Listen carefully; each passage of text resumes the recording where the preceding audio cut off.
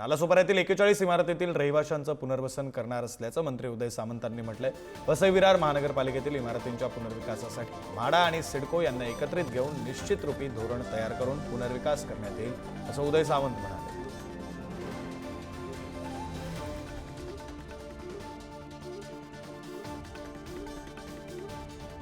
त्या सगळ्या एजन्सीना बरोबर घेऊन हे आपण पुनर्वसन करू शकतो का याची तपासणी करावी लागेल आणि तपासणी नंतरच योग्य तो निर्णय घ्यावा लागेल। त्याच्यामध्ये मी सुरुवातीला जसं सांगितलं की यांचं जर पुनर्वसन करायचं असेल त्याच्यासाठी एक धोरण बनवावं लागेल। सगळ्या एजन्सी ज्या जी घरं देतात त्या सगळ्या एजन्सीना सोबत घ्यावं लागेल आणि त्याच्यानंतर एक विस्तृत धोरण बनवूनच योग्य ती कारवाई करणं याच्यावर योग्य ठरेल। म्हणून मी असं म्हटलं की धोरण करण्याच्या संदर्भामध्ये शासन त्याच्यामध्ये निर्णय करेल आणि धोरणानंतर नक्की त्याच्यामध्ये काय आहे हे बघूनच धोरण निश्चित करावं लागेल।